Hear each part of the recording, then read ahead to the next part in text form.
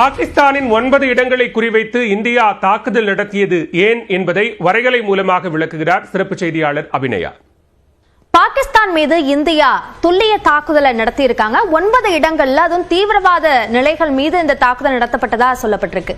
குறிப்பாக அந்த 9 இடங்கள் தாக்கப்பட்டது ஏன் அப்படின்றத, அந்த இடம் எப்பேற்பட்ட இடம் அப்படின்றத தெரிஞ்சுக்கிட்டோம்னா நமக்கு புரியும். அதுல முதலாவதாக நம்ம பார்க்கிறது பகவல்பூர்.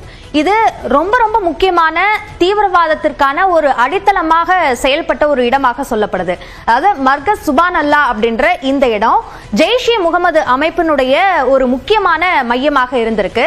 இதோட பரப்பளவு 15 ஏக்கர். தீவிரவாதிகளுக்கு இதுல ஜிம் பயிற்சி கொடுக்கறதுக்கும் நீச்சல் குளம், அதாவது நீச்சல் குளம்னா அது ஒரு லெஷர் டைமா பயன்படுத்துறதுக்காக அல்ல, ஒரு டீப் சீல நீந்தி எதிரி நாட்டிற்கு செல்றது, இந்த மாதிரியான விஷயங்களுக்கு பயிற்சி கொடுக்கறதுக்காக இங்க அது அமைக்கப்பட்டிருக்கு. அதே மாதிரி புல்வாமா தாக்குதலுக்கு திட்டமிடுதல், அதை செயலாற்றுறது, இது எல்லாத்துக்குமே தலைமையகமா இந்த இடம் செயல்பட்டிருக்கு அப்படின்னு சொல்லப்படுது. மிக முக்கியமாக ஜெய்ஷே முகமது தலைவர் மௌலானா மசூத் அசார் அவருடைய வீடும் அதே போன்று 600 தீவிரவாதிகளோட வீடுகளும் கூட இந்த இடத்துல அமைஞ்சிருக்கு அப்படின்னு சொல்லப்படுது. இதன் மீது தாக்குதல் நடத்தப்பட்டதுல தான் அவருடைய உறவினர்கள் பலர் இறந்திருக்காங்க அப்படின்ற தகவலும் கூட வெளியாக இருக்கு. அடுத்த முக்கியமான பகுதி முரித்கே. இதை பொறுத்த வரைக்கும் மர்கஸ் தைபா அப்படின்னு அந்த பகுதியை சொல்றாங்க. இது வந்து லஷ்கர்-இ தொய்பா அமைப்பினுடைய பயிற்சி மையமாக இருந்திருக்கு. இந்த மையத்தோட அந்த பரப்பளவு என்பது 82 ஏக்கராக இருக்கு. இதுல குறிப்பாக நிறைய அகாடமி மாதிரி மாணவர்களை சேர்த்து அவர்களை தீவிரவாத அமைப்புகளில் ஈடுபடுத்துற அந்த செயல்பாடுகள் இங்க அதிகமா இருந்திருக்கு. கிட்டத்தட்ட 2000ஆவது ஆண்டுல இந்த மர்கஸ் தைபா இந்த இடத்துல வந்து ஒரு மசூதி கட்டுறதுக்காக 1 கோடி ரூபாய் நிதியை வந்து ஒசாமா பின் லேடன் கொடுத்திருக்காரு அப்படின்னு சொல்லப்படுது. அதே மாதிரி மும்பை தாக்குதலுக்கு அஜ்மல் கசாப் உள்ளிட்டவர்களுக்கு எல்லாம் இந்த இடத்துல பயிற்சி என்பதும் வழங்கப்பட்டிருக்கு அப்படின்றதையும் பார்க்க முடியுது. அடுத்த இடம் வந்து சியால்கோட். இந்த இடத்தை பார்த்தோம்னா இது வந்து மெஹ்மூனா ஜோயா மையம் அப்படின்னு இதுக்கு பெயர் குறிப்பிடுறாங்க. இது வந்து ஹிஸ்புல்லா முஜாஹிதீன் அமைப்பினுடைய முக்கியமான மையமாக இருக்கு. இதுல தீவிரவாத செயல்பாடுகளை பொறுத்த வரைக்கும் பயிற்சி கொடுக்கிறது, அங்க ஆயுதங்களை இயக்கி பார்க்கிறது, அந்த ஆயுத பயிற்சி கொடுக்கிறது, இந்த மாதிரியான செயல்பாடுகளுக்கு இந்த பகுதியை அவங்க பயன்படுத்தியிருக்காங்க அப்படின்றது தெரியுது. அதே மாதிரி ஜம்மு காஷ்மீருக்குள்ள ஊடுருவதற்கான ஒரு ஒருங்கிணைப்பை இந்த பகுதியில் அவங்க செஞ்சிருக்காங்க அப்படின்ற அந்த தகவலும் இந்த இடத்தை பத்தி சொல்றாங்க. அடுத்ததாக முஷ்பராபாத். இந்த முஷஃபராபாத் பகுதியை பொறுத்த வரைக்கும் இங்க இருக்கிற ஷவாய் நல்லா முகாம் அப்படின்றது லஷ்கர்-இ தொய்பாவோட ஆள் சேர்ப்பு மையமாக பயன்படுத்தப்படுது. இங்க வந்து வெவ்வேறு பகுதியிலிருந்து வரக்கூடியவர்களை மூளை செலவை செய்து அந்த அமைப்புல சேர்க்கிறதுக்காக இந்த இடத்தை அவங்க பயன்படுத்துறதாவும், தீவிரவாத பயிற்சிக்காக ஒரு பெரிய மைதானம் அங்க இருக்கு, மதராசா அங்க கட்டி வைக்கப்பட்டிருக்கு அப்படின்ற பல்வேறு தகவல்களையும் வெளியிட்டிருக்காங்க. அதே மாதிரி லஷ்கர்-இ தொய்பா தளபதிகளோட வீடுகள், அங்க ஆயுத பயிற்சி கூடமும் கூட அந்த இடத்துல வந்து அமைக்கப்பட்டிருக்கு அப்படின்னு சொல்றாங்க. அடுத்ததாக பிம்பர் பகுதி. இங்க இருக்கிற மர்கஸ் ஆலே ஹடித் அப்படின்றது பர்னாலா அப்படின்ற பகுதியில இருக்கு.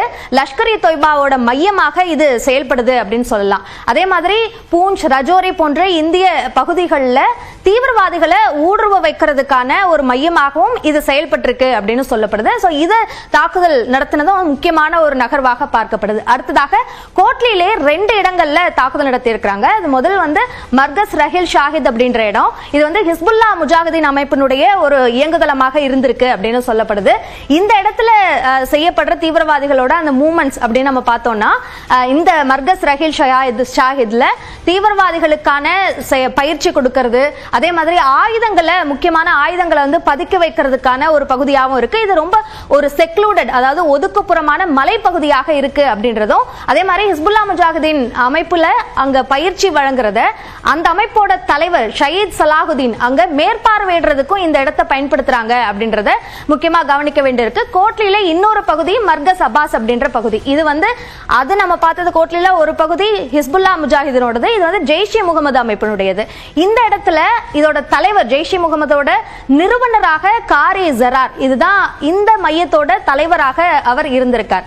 இவரை பொறுத்த வரைக்கும் ஜம்மு காஷ்மீர் மீதான நிறைய தாக்குதல்களை ஒருங்கிணைக்கக்கூடியவராக அந்த காரி ஜரார் என்பவர் இருந்திருக்கார். சோ அந்த இடத்துல தாக்குதல் நடத்தப்பட்டதும் முக்கியமான ஒன்றாக பார்க்கப்படுது. அடுத்ததாக சக்கம்ரு. இந்த சக்கம்ருன்ற பகுதின்றது இங்க ஷக்கர்கார் அப்படின்ற இடத்துல, அதாவது பாகிஸ்தானோட பஞ்சாப் பகுதியில் அமைஞ்சிருக்கு இந்த இடம். இதுல வந்து தேரா கலன் மையம் அப்படின்னு சொல்றாங்க அதோட பெயர்.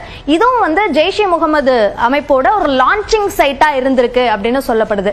சுரங்கங்களை தோன்றது, அதாவது இன்ஃபில்ட்ரேஷன் சொல்லுவாங்க, அதாவது எல்லை தாண்டி உள்ள போறதுக்கு ஒரு சுரங்கம் அமைத்து அதன் மூலமாக தீவிரவாதிகள் ஊடுருவதற்கு ஒரு அடிப்படையான மையமாக இது இருக்கு. ஏன்னா இங்கிருந்து ஜம்மு காஷ்மீரோட ஷம்மு அப்படின்ற அந்த ரீஜன் இருக்கிற பகுதி வந்து சில கிலோமீட்டர் தொலைவில் தான் இருக்கு. அப்படின்றதுனால இந்த பகுதி மூலமாக அந்த சுரங்கங்கள் தோன்ற பணிகள் எல்லாம் தீவிரவாதிகள் செய்யறாங்க அப்படின்னு சொல்லப்படுது. சோ இதுல முக்கியமா சக்கம்ரு, பகவல்பூர், அதே மாதிரி முரித்கே, இந்த பகுதி எல்லாமுமே முன்பு நடத்தப்பட்ட இந்தியா நடத்தின அந்த தாக்குதல்கள் எல்லாமுமே கூட அந்த ஜம்மு காஷ்மீர், பாகிஸ்தான் ஆக்கிரமித்த ஜம்மு காஷ்மீர் பகுதிகளில் தான் நடந்திருக்கு. ஆனா இப்போ நடத்தின இந்த சக்கம்ரு பகுதி உட்பட எல்லா பகுதிகளுமே பாகிஸ்தானோட அபிஷியல் இடத்திலேயே நடத்தியிருக்காங்க அப்படின்றது வந்து ஒரு முக்கியமான இந்தியாவினுடைய நகர்வாக பார்க்கப்படுது.